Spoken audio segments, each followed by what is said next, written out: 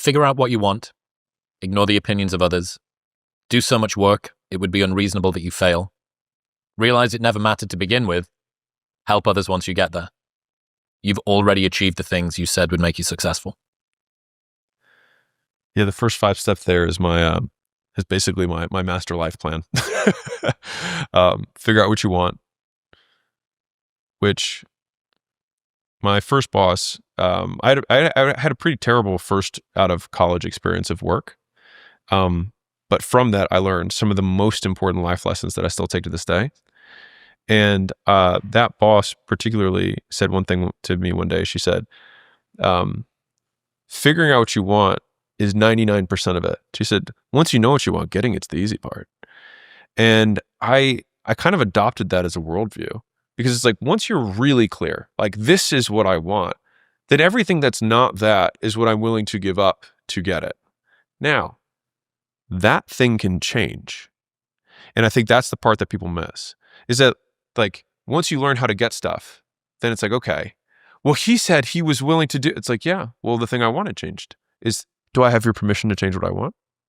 And I think we should all have permission to change what we want in any given moment, and not having basically sunk life bias of like, I put 10 years into this thing and that's okay. And that's what I needed to do at that time. And today I'm going to change everything.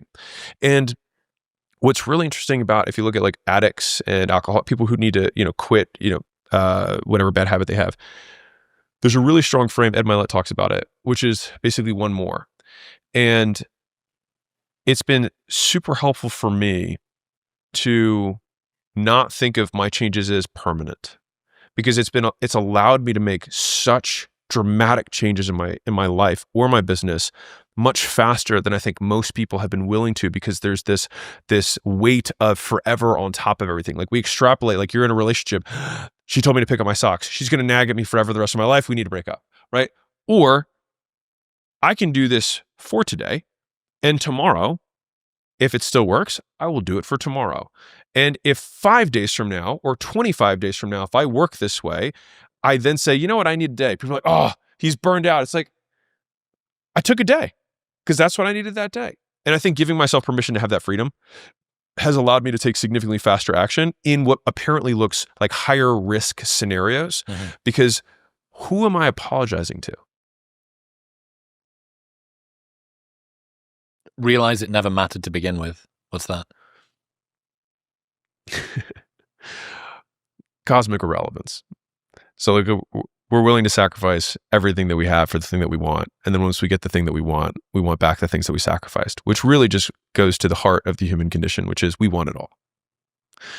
And we're not willing to make trades. And so one of the reasons that I've actually, I would say, largely tossed out the deathbed regrets of most people is that what they do typically is they will have the bias of wanting the other path they could have taken without considering the cost of that path. So they say, hey, I was really successful and I did all these things, but I would give it all up today to have my family. It's like, well, yeah, but you didn't, because you actually chose the path that you're on and you weren't willing to do that. But what you are saying right now is that you want it all. Sure. So does everyone. And so I've had a few moments of clarity over the last year or so. But if you want it all, life will give you nothing. And that has been helpful for me, because in pursuit of, we want everything without the cost, and everything has a price. And you will never be able to get the sufficient price tag paid on everything to reach critical mass, to achieve a modicum of success in any domain, unless you are willing to trade from another. And I think that has significantly minimized my regret